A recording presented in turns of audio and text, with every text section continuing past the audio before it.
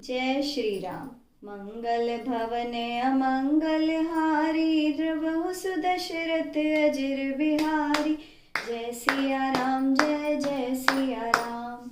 दीन दयाल बिरधु संभारी, हरौ नाथ मम संकट भारी। जय सिया राम जय जय सिया राम। जय सिया राम जय जय हनुमान। कामदेव उस आश्रम में गया और उसने अपनी माया से वहां बसंत ऋतु को उत्पन्न किया। वृक्षों पर नाना प्रकार के रंग बिरंगे फूल खिल गए, कोयले कूकने लगी और भौरे गुंजार करने लगे। कामग्नि को भड़काने वाली शीतल मंद और सुगंधित हवा चलने लगी। रंभा आदि नव युवती देवांगनाएं जो काम कला में हर प्रकार निपुण थीं, अनेक प्रकार की तानों के साथ गाने लगी और नाना प्रकार के खेल खेलने लगी। अपने इन सहायकों को देखकर कामदेव बहुत प्रसन्न हुआ और फिर उसने अनेक प्रकार के माया जाल फैलाए, परंतु कामदेव की कोई भी माया मुनि को प्रभावित न कर सकी। तब कामदेव अपने नाश के भय से डर गया।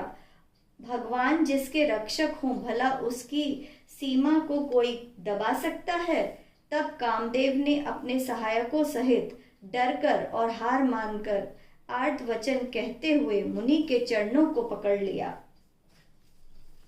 नारद जी के मन में तनिक भी क्रोध न आया। उन्होंने प्रिय वचन कहकर कामदेव का समाधान किया।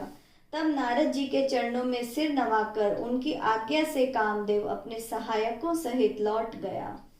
देवराज इंद्र की सभा में जाकर उसने मुनि की सुशीलता और अपनी करतूत कह सुनाई, जिसे सुनकर सबके मन में आश्चर्य हुआ और उन्होंने मुनि की प्रशंसा करके श्री हरि को सिर नवाया। इसके बाद नारद जी शिव जी के पास गए। उनके मन में अहंकार हो गया कि उन्होंने कामदेव को जीत लिया। उन्होंने कामदेव के चरित्र शिव जी को सुनाए और महादेव जी ने नारद जी को अत्यंत प्रिय जानकर समझाया, हे मुनि, मैं तुमसे बार बार विनती करता हूँ कि जिस प्रकार तुमने यह कथा मुझे सुनाई है, उस प्रकार भगवान श्री हरि को कभी मत सुनाना। चर्चा चले तब भी इसे छिपा जाना। यद्यपि भगवान शिव ने यह बात उनके हित के लिए ही कही थी, लेकिन नारद जी को यह शिक्षा बिल्कुल भी अच्छी न लगी। वह तो अपनी इस विजय का डंका त्रिलोक में गुंजाना चाहते थे। हे भारद्वाज, अब आगे का हाल सुनो। श्री हरि की इच्छा अत्यंत बलवान है। वही होता है जो श्री रामचंद्र जी करना चाहते हैं। ऐसा कोई नहीं जो उसके विरुद्ध कुछ कर सके। शिव जी के वचन नारद जी के मन को अच्छे नहीं लगे, तो वे वहां से ब्रह्मलोक को चल दिए। गान विद्या में निपुण नारद जी हाथ में वीणा लिए हरि गुण गाते हुए क्षीर सागर जा पहुंचे, जहां वेदों के मस्तक रूप लक्ष्मी निवास भगवान नारायण निवास करते हैं। कामचरित। भगवान उठकर अत्यंत आनंद पूर्वक नारद जी से मिले और उनके साथ अपने आसन पर बैठ गए और हंसकर बोले, मुनिराज, आज आप बहुत दिनों बाद पधारे। यद्यपि शिवजी ने उन्हें पहले ही समझा दिया था, तो भी नारद जी ने कामदेव का सारा चरित्र भगवान को कह सुनाया। श्री रघुनाथ जी की माया अत्यंत प्रबल है। संसार में ऐसा कौन है जो मोहित न हो सके।